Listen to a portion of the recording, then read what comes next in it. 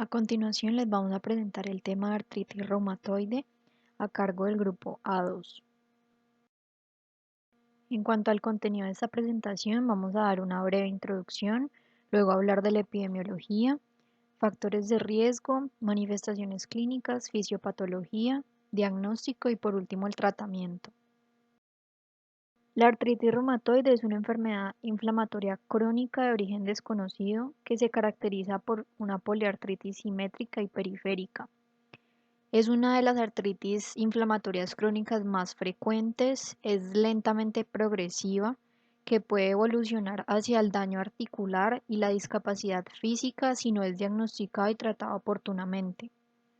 Es un trastorno sistémico, por eso la artritis reumatoide se puede acompañar de diferentes manifestaciones extraarticulares, como la fatiga, los nódulos subcutáneos, afectación pulmonar, pericarditis, neuropatía periférica, vasculitis, entre otras.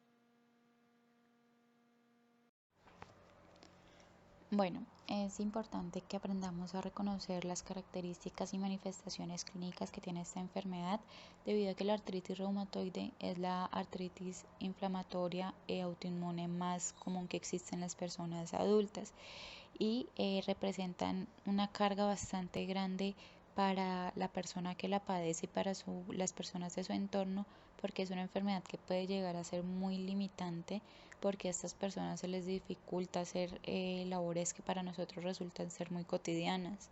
Entonces su calidad de vida disminuye mucho y genera mayor mortalidad de estos pacientes. Entonces, a nivel mundial, la artritis reumatoide tiene una prevalencia de un 0,3 a un 3%, siendo mayor en mujeres que en hombres. Y en Latinoamérica y en África esta prevalencia aumenta mucho más. Como pueden ver ahí en la diapositiva, es una prevalencia que aquí está en Latinoamérica y África está de 6 a 8 a 1, mientras que a nivel mundial es una proporción entre 2 a 3 a 1. Es una enfermedad que encontramos sobre todo en pacientes, en personas con entre la cuarta y la sexta década de la vida. Y como un dato adicional, pero es algo que todavía no es muy preciso, es que se cree que se da sobre todo en las mujeres porque los estrógenos pueden jugar un papel muy importante en la fisiopatología de la enfermedad. Dentro de los factores de riesgo y factores ambientales de la artritis reumatoide podemos encontrar primero el ser mujer, segundo la genética, digamos por ejemplo los antecedentes familiares del desarrollo de la artritis reumatoide, el tabaquismo, ya que aumenta la citrulinación de los péptidos, que se relaciona con una mayor incidencia y aparición de síntomas mucho más fuertes, las infecciones como por ejemplo la de la porfiromona gingivalis, que en su genoma codifica por una peptidildeaminasa de arginina que se encarga de la citrulinación de péptidos, otro tipo de infecciones como el Epstein-Barr, las exposiciones al alcohol, el desarrollo de la obesidad y la exposición al sílice y el asbesto. La exposición al sílice y el asbesto las podemos encontrar también principalmente en las enfermedades de desarrollo ocupacional.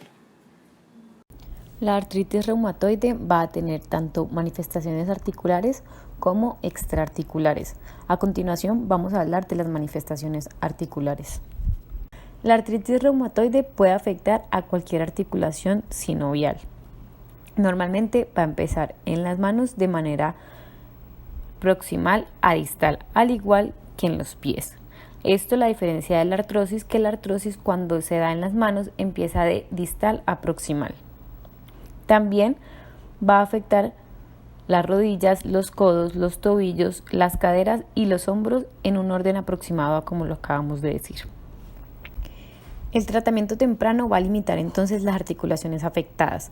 Con menor frecuencia, la artritis reumatoide y además más adelante en la enfermedad va a afectar articulaciones como las temporomandibulares, cricoaritenoideas y esternoclaviculares. Tener en cuenta que los pacientes con artritis reumatoide tienen un mayor riesgo de osteoporosis y este riesgo debe considerarse y tratarse en fases tempranas de la enfermedad. Entonces, hablando específicamente de las articulaciones a las que afecta, las manos son una zona importante de afectación y además una parte significativa de la incapacidad que la artritis reumatoide causa se debe a la lesión y disfunción de estas mismas. En las manos casi nunca se van a ver afectadas las articulaciones interfalángicas distales, que como vimos en la presentación de artrosis, estas sí se van a afectar en esta enfermedad, y siempre que veamos afectación de estas, pues vamos a pensar principalmente en la artrosis, que va a afectar de distal a proximal, como dijimos. Figura podemos ver la desviación clásica cubital de las articulaciones metacarpofalángicas y las deformidades en cuello de cisne, que son la hiperextensión de las articulaciones interfalángicas proximales. Y en la parte derecha de la pantalla podemos ver una imagen de las deformidades en ojal o en boutonnière, que también se deben, pero esta vez, a una hiperflexión de las articulaciones interfalángicas proximales. Es importante saber que en la mano se puede perder bruscamente la función de algunos dedos por una rotura del tendón, lo que requiere la experiencia de un cirujano de mano para su recuperación. Los pies también se van a afectar de manera proximal a distal, y en particular las articulaciones metatarsofalángicas, que se afectan pronto en la mayoría de los pacientes con artritis reumatoide. Frecuente la subluxación de los dedos de los pies, y también que haya deambulación dolorosa, ya que se pierden las almohadillas amortiguadoras que habitualmente protegen las cabezas de las articulaciones metatarsofalángicas. La muñeca es otra de las articulaciones que se ve afectada en la mayoría de los pacientes con artritis reumatoide, y la regla de esta es la desviación radial. Los pacientes con una afectación grave pueden progresar a la subluxación volar. Tenemos que tener en cuenta que en esta articulación a veces la proliferación sinovial dentro y alrededor de las muñecas puede comprimir el nervio mediano, lo que puede producir el síndrome de túnel carpiano. En cuanto a las articulaciones grandes que se ven afectadas, tenemos las rodillas, los tobillos, los codos, las caderas y los hombros como las más frecuentes. La característica de la afectación de estas articulaciones es que toda la superficie articular se va a ver afectada de una forma simétrica. Por tanto, la artritis reumatoide no es simétrica solo en un lado del cuerpo respecto al otro, sino dentro de cada articulación. Aquí en esta imagen podemos ver, en el caso de la rodilla, cómo los compartimentos medial y lateral se ven muy estrechos en la artritis reumatoide, y en los pacientes con artrosis no se ve igual, sino que solo se afecta un compartimento de la rodilla. Puede ser el medial o puede ser el lateral, pero se ve la diferencia en que el espacio articular está más reducido de un lado que del otro. Y en la reumatoide pues sí se ve que es una pérdida simétrica del espacio articular. Por otro lado, los quistes sinoviales pueden aparecer alrededor de cualquiera de las articulaciones, sean grandes o pequeñas. Y cuando la rodilla produce un exceso de líquido sinovial, puede acumularse en el espacio popliteo y causar un quiste popliteo o quiste de Baker. Estos quistes pueden comprimir el nervio popliteo, las arterias o las venas, causando problemas. Además, pueden disecar los tejidos de la pantorrilla o romperse en la parte superior de esta. Esta disecación puede producir solo síntomas leves, como una sensación de pesadez. Además, la rotura del quiste con extravasación del contenido inflamatorio produce dolor y tumefacción significativos, y puede confundirse a veces con la tromboflebitis, es decir, causa un síndrome pseudotromboflebítico. En cuanto al cuello, aunque la artritis reumatoide no afecte tanto el esqueleto axial, esta puede afectar las articulaciones C1 y C2. En estas se van a producir entonces erosiones óseas y lesiones ligamentosas que pueden llevar a la subluxación, y aunque la subluxación normalmente es leve, puede a veces ser grave y comprimir la médula cervical, provocar síntomas, y además a veces incluso puede causar la muerte, pero esto pasa muy raro. Normalmente esta subluxación es leve y no presenta síntomas. Ahora hablaremos de las manifestaciones extracurriculares de la artritis reumatoide. Normalmente son frecuentes manifestaciones sistémicas como astenia, pérdida de peso y febrícula, pero vamos a hablar específicamente de cada sistema extraarticular que se ve afectado. Entonces, para esto tenemos esta tabla que nos muestra las manifestaciones de los sistemas afectados por la artritis reumatoide. Entonces, en la piel vemos que van a haber diferentes nódulos, puede haber vasculitis, pioderma gangrenosa. En el corazón, sobre todo, va a haber pericarditis. También puede haber enfermedad valvular o nódulos en el anillo valvular. Los pulmones, principalmente va a haber derrames pleurales, enfermedad intersticial del pulmón, y como vamos a ver ahorita más adelante, en las radiografías podemos ver nódulos reumatoides al hacerla. En los ojos, pues Lo principal es la queratoconjunctivitis seca, también puede haber escleritis, escleromalacia perforante, queratopatía ulcerosa periférica, entre otros. Las neurológicas, estas manifestaciones van a ser la neuropatía por compresión, la mielopatía cervical y la mononeuritis múltiple o la vasculitis y la neuropatía periférica. Estas se dan, como les dije anteriormente, a veces cuando C1 y C2 se ven afectadas, pueden comprimir la médula y pueden causar este tipo de síntomas por compresión. En las manifestaciones hematopoyéticas, las principales van a ser anemia y trombocitosis, además de linfadenopatía y síndrome de Felty. Y por último, el riñón, podemos encontrar amiloidosis y en los huesos osteopenia. A tener en cuenta en esta parte, entonces, las manifestaciones oculares como queratoconjunctivitis seca se pueden dar por un síndrome de Sjögren secundario, que es la sequedad ocular, que lo vemos muy frecuentemente. Dentro de las manifestaciones neurológicas, por ejemplo, los síndromes de compresión de nervios periféricos se refiere como al síndrome de túnel carpiano del que estamos hablando, que a veces en la articulación de la muñeca puede estar obstruyendo y puede causar estos síntomas, al igual que el síndrome del túnel del tarso. Y bueno, lo de la subluxación de C1 y C2, más que todo lo que produciría sería una mielopatía. En cuanto al síndrome de Felty que vimos anteriormente en el cuadrito, se refiere a una enfermedad sistémica autoinmunitaria definida por la triada que es esplenomegalia, leucopenia y neutropenia, y este aparece con mayor frecuencia en mujeres de edad media. Aquí les dejamos entonces dos imágenes para que se ilustre más o menos de cómo se pueden ver estas manifestaciones extraarticulares, que por ejemplo en el pulmón, en una radiografía de tórax, se pueden ver nódulos reumatoides que están separados tanto en los lóbulos inferiores derecho e izquierdo, se alcanzan a ver. También las vasculitis de los vasos pequeños en la A y en la B de la imagen de abajo. Esta es una vasculitis reumatoide con pequeños infartos marrones en las palmas y en los dedos. En las artritis reumatoides crónicas, sobre todo, podemos ver esto. Respecto a la fisiopatología de la artritis reumatoide, aún se desconoce mucho.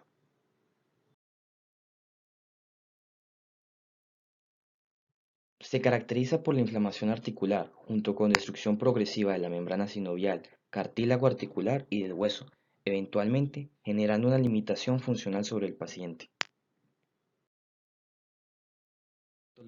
La fisiopatología misma de la artritis reumatoide está condicionada por factores genéticos, ambientales e inmunitarios, que llevan a la disregulación del sistema inmune y la pérdida de la autotolerancia.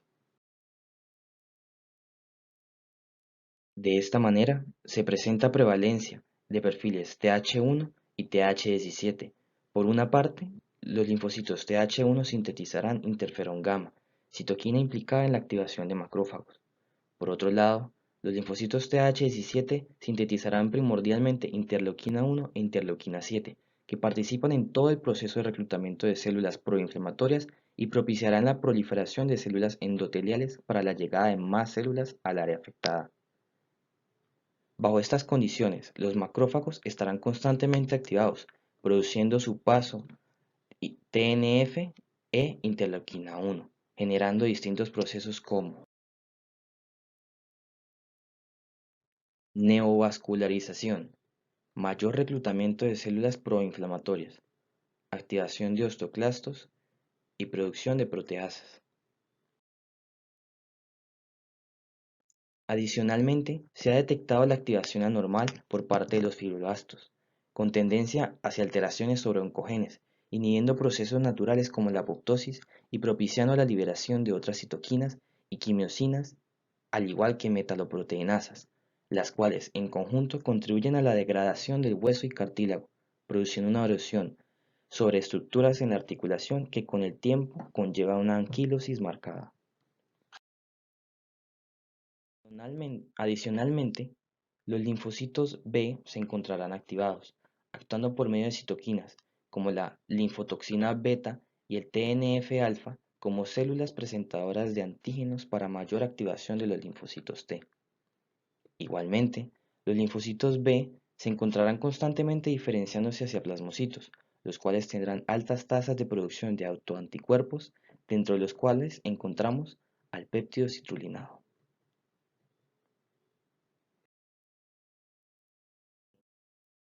Ahora bien, estos autoanticuerpos pueden comenzar a acumularse y generar activación sobre la cascada de complemento, ocasionando un depósito de inmunocomplejos en las articulaciones y contribuyendo a los estados inflamatorios. Por otra parte, todo el proceso de la artritis reumatoide mediado por los linfocitos Th1 y Th17 propiciarán la activación del osteoclasto, favoreciendo la destrucción ósea y consigo la pérdida tanto del hueso como del cartílago. Finalmente, algo característico de la artritis reumatoide es que los linfocitos T naive se encontrarán disminuidos, tendrán un envejecimiento prematuro.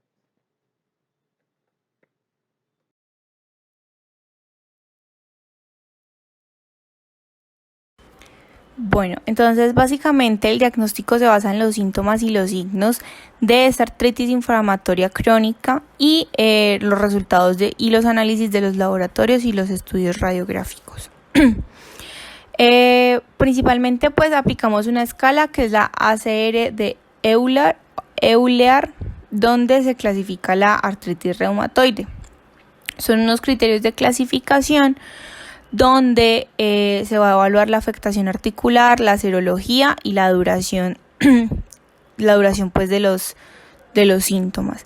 Se emplea una puntuación de 0 a 10, donde si se obtiene un puntaje mayor a 6, se puede hacer el diagnóstico de artritis reumatoide. Básicamente los nuevos criterios de artritis reumatoide solo se aplicarán a una determinada población diana que debe tener las siguientes características.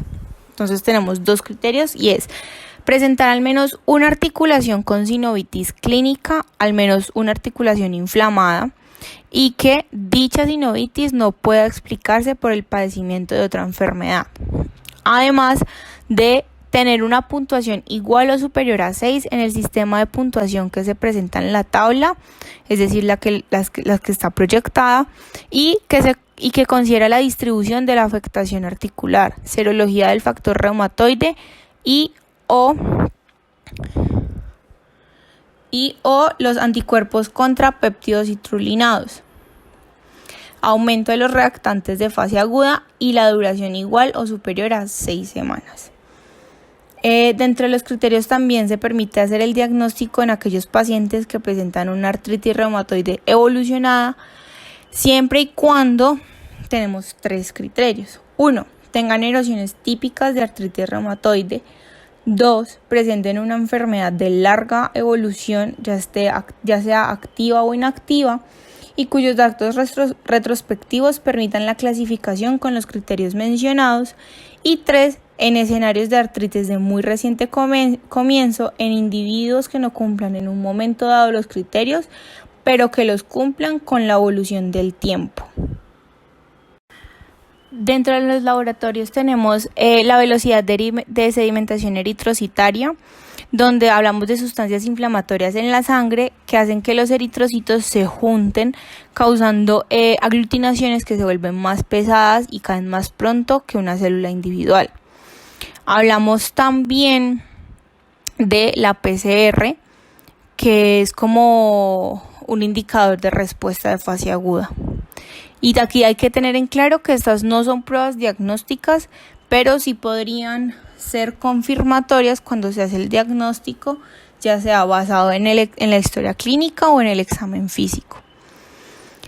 Tenemos el análisis del líquido sinovial, donde se refleja un estado inflamatorio en los pacientes con artritis reumatoide, y es importante tener en cuenta que normalmente el recuento de leucocitos en el líquido sinovial está entre 5.000 a 50.000 células, en comparación con el recuento de los leucocitos menor a 2.000 células en un cuadro no inflamatorio, como por ejemplo la osteoartritis. Y el tipo de células predominante en el líquido sinovial es el neutrófilo. También tenemos los anticuerpos antinucleares, donde son de alta sensibilidad pero baja especificidad, por ejemplo, para el LES, pero en compañía, por ejemplo, del factor reumatoide son muy específicos para artritis reumatoide. Importante también recordar acá que no por tener unos ANA positivo pues vamos a padecer una enfermedad. Tenemos también el factor reumatoide que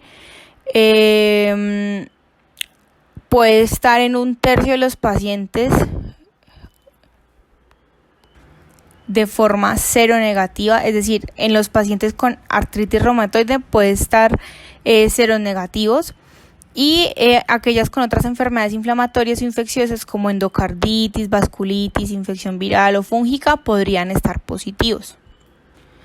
Y tenemos los anticuerpos de péptidos citrulinados, que son más específicos que el factor reumatoide para diagnosticar la artritis reumatoide y puede predecir enfermedad erosiva de manera muy eficaz.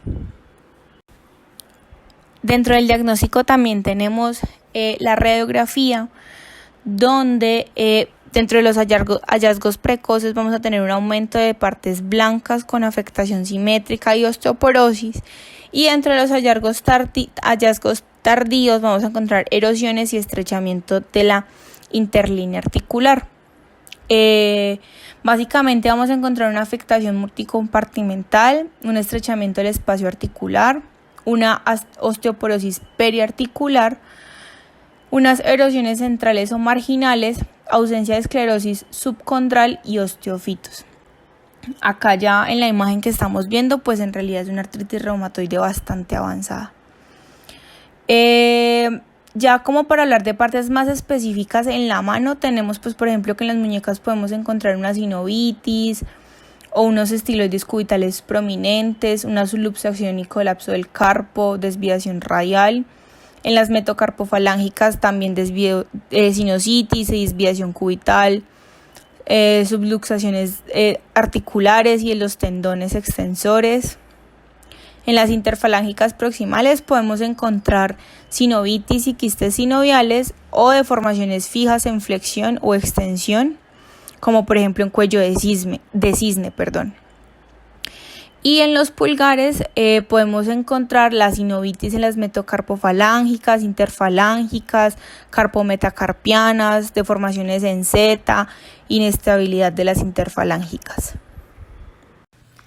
En cuanto al tratamiento de la artritis reumatoide, tenemos que se encuentra dirigida a controlar 3 factores principales: la inflamación, las secuelas estructurales y las comorbilidades. Entonces tenemos 3 grupos farmacológicos principales que se encargan de controlar la evolución de la patología y los síntomas. Entonces tenemos primero a los FAME, que son los fármacos antirreumáticos modificadores de la enfermedad.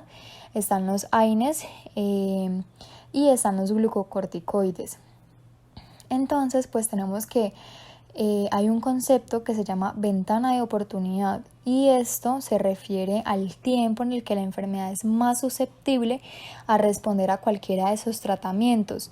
La recomendación principal es iniciar precozmente los FAME, e incluso se inicia en pacientes con artritis indiferenciada que tenga alta sospecha de evolución a artritis reumatoide. Bueno, en cuanto a los AINE, tenemos que estos fármacos son usados por su acción analgésica y por su acción antiinflamatoria. Si se usan selectivos o no selectivos va a depender de los factores de riesgo gastrointestinales que tenga el paciente, ya que si el paciente los tiene, entonces tenemos que llevar a cabo la coprescripción de inhibidores de bomba de protones, pero si es un paciente joven, entonces no es necesario. También tenemos que los COX-CYP, que son los selectivos de la COX-2, generan un aumento del riesgo cardiovascular, y entre los que son no selectivos, el naproxeno es el que es más benévolo con el sistema cardiovascular. Por su parte también los AINE tienen que tratar de evitarse en pacientes con insuficiencia renal crónica y con una enfermedad inflamatoria intestinal. Y la principal acción que llevan a cabo los AINES son la reducción de la rigidez matutina. Por otro lado tenemos a los glucocorticoides. Estos son de los antiinflamatorios y de los inmunosupresores más usados en la artritis reumatoide. Se usan de forma concomitante usualmente con los FAME. Se utilizan sobre todo en la artritis reumatoide activa, ya que generan un rápido alivio sintomático por medio de la inhibición de la inflamación. Y además se ha demostrado que el tratamiento con estos fármacos, tanto el inicio como la progresión del daño radiográfico de la articulación, se ha reducido y por lo tanto se consideran como unos FAME más convencionales. No es necesario realizar controles especiales a pacientes que tengan una terapia con dosis bajas de glucocorticoides, con la excepción de que haya una detección precoz de osteoporosis y pues que los niveles de glucosa se encuentren pues altos en ayunas. También para pacientes que tengan factores de riesgo para glaucoma o presencia de edema en ambos tobillos. Para los glucocorticoides, siempre que sea posible, se establece una dosis única por la mañana a primera hora y la dosis se va reduciendo progresivamente hasta llegar a la supresión del medicamento en caso de que se tenga una respuesta clínica adecuada. La aplicación intraarticular de los glucocorticoides se puede utilizar para tratar la artritis reumatoide y tiene buenos resultados, excepto por el hecho de que no se conocen los efectos a nivel sistémico. Pero pues sí son muy buenos para evitar la progresión radiográfica de esta patología. Bueno, y finalmente tenemos a los FAME. Los FAME son diferentes compuestos, estos tienen diferentes mecanismos de acción y diferentes toxicidades. Son usados en la artritis reumatoide para detener la inflamación y para evitar los desenlaces de la enfermedad. Entonces, el más usado de estos va a ser el metotrexato y también se separan en dos categorías. Entonces tenemos los FAME sintéticos y los biológicos. Dentro de los biológicos tenemos que estos están desarrollados para dirigirse a una molécula específica, como por ejemplo una proteína soluble o un receptor de la superficie celular. Todos los FAME modifican los procesos de la enfermedad reumática y se diferencian en que todos los compuestos que son biológicos son proteínas de fusión de receptores o son anticuerpos monoclonales que son diseñados para dirigirse contra una molécula específica extracelular que desempeña un papel dentro de la fisiopatología de la enfermedad. Mientras que los sintéticos son moléculas de bajo peso molecular que actúan al interferir con los procesos intracelulares, y los sintéticos a su vez se subclasifican en sintéticos convencionales, que son los antirreumáticos que son diseñados de forma tradicional. Entre estos está el metrotexato y la sulfalacina, y los sintéticos específicos o dirigidos. Acá tenemos a los sintéticos orales como tofacitinib o baricitinib. Bueno, aquí al lado podemos ver una tabla donde se encuentra la dosificación habitual de los AINE y en la próxima diapositiva también vamos a observar la clasificación de los glucocorticoides según su tiempo de acción. Entonces, pues en esta diapositiva tenemos la clasificación de los glucocorticoides de acuerdo a su tiempo de acción, entonces divididos en 3 tiempos: corta, intermedia y prolongada. Entonces, dentro de los cortas está la hidrocortisona, la prednisona y prednisolona. Dentro de la intermedia, metilprednisolona, parametasona, triamcinolona y deflazacort. Y de acción prolongada, betametasona y dexametasona. Y ya lo que vamos a observar de aquí en adelante van a ser los fármacos antirreumáticos modificadores de la enfermedad. Va a tener su dosificación y los nombres comerciales con los que comúnmente se conocen.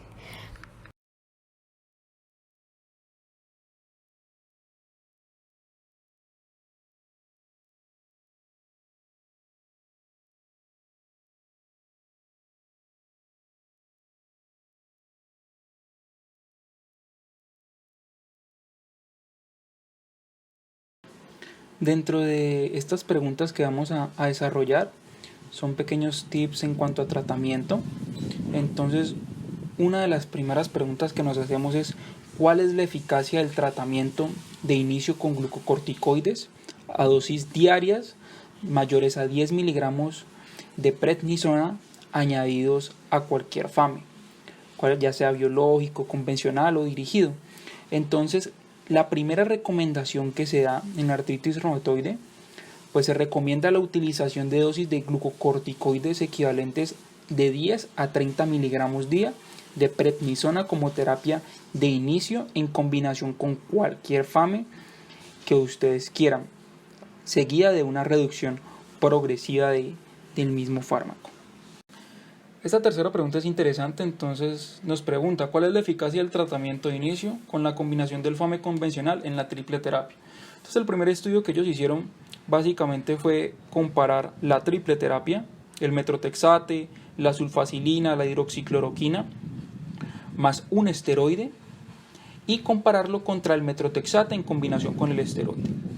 Entonces básicamente ellos encontraron que la triple terapia en combinación con el esteroide comparado con la metrotexate en combinación con el esteroide no es inferior. ¿Listo? Pero entonces ellos a raíz de esto hicieron otra investigación y entonces ellos se preguntaban ¿qué pasa si a nuestro paciente no le podemos utilizar el glicocorticoide? Entonces ellos compararon la triple terapia sola más la compararon contra el metrotexate. Entonces ellos encontraron que la triple terapia sola es superior a la del metrotexate solo. Entonces, aunque no se recomiende la triple terapia como tratamiento de inicio en la artritis reumatoide, se puede considerar su utilización en aquellos pacientes en los que el uso de glucocorticoides está contraindicado. ¿Listo? Esta cuarta pregunta es interesante, entonces nos preguntamos, en los pacientes con artritis reumatoide con fracaso a metrotexate como monoterapia, ¿es más eficaz añadir un FAME biológico o hacer una terapia combinada con FAME convencional? En los pacientes con artritis reumatoide que han fallado a metrotexate solo, la triple terapia y la combinación de metrotexate anti-TNF son comparables en cuanto a eficacia clínica, aunque la primera tarda más tiempo en alcanzar el efecto. Entonces, a raíz de esto, la recomendación es que en los pacientes con artritis reumatoide y el fracaso a metrotexate en monoterapia, se recomienda el uso de la terapia combinada con FAME convencional o un tratamiento biológico en función de las características del paciente. ¿Listo? Esta pregunta 5 nos habla de en pacientes con artritis reumatoide tras el fracaso del FAME convencional, si es más eficaz añadir un FAME biológico o un FAME dirigido. Entonces, la recomendación que nos da es que en pacientes con artritis reumatoide y fracaso a FAME convencional se recomienda el uso de terapia combinada con un biológico o con terapia dirigida en función de las características básicamente del paciente, aunque esto es una recomendación de grado C. Esta pregunta 6 es interesante, nos preguntan que en pacientes con artritis reumatoide, ¿cuál es la eficacia de la combinación de cualquier FAME biológico con otro FAME convencional distinto al metrotexato? Entonces ellos lo que hicieron fue comparar el anti-TNF leflunomida, que es una combinación, la compararon contra el anti-TNF metrotexate y resultó igual de efectiva. Entonces, la recomendación es que en los pacientes con artritis reumatoide e indicación de tratamiento biológico que presentan contraindicación o intolerancia a metrotexate, se aconseja la leflunomida en combinación con la terapia biológica. Esto es una recomendación de grado B. Entonces ya vemos que si por alguna contraindicación en nuestro paciente no se puede utilizar el anti-TNF metrotexate, podemos utilizar el anti-TNF leflunomida. Esta pregunta 7 es buena y nos pregunta ¿cuál es la dosis de metrotexate óptima combinada con FAME biológico? Que en este caso sería la anti-TNF. Se asocia con mejor resultado clínico, mayores niveles de fármaco y menor producción de anticuerpos. Ellos básicamente encontraron dentro de los estudios que la combinación del FAME biológico junto con el metrotexate, las personas que eran sometidas a dosis superiores a 10 miligramos semana tenían un mejor resultado clínico que las personas que tenían dosis inferiores a 10 miligramos semana. Entonces la recomendación es que en los pacientes con artritis reumatoide que reciben el tratamiento del metrotexate y el FAME biológico, se recomienda que el metrotexate sea a dosis al menos de 10 miligramos semana, y es una recomendación de grado B.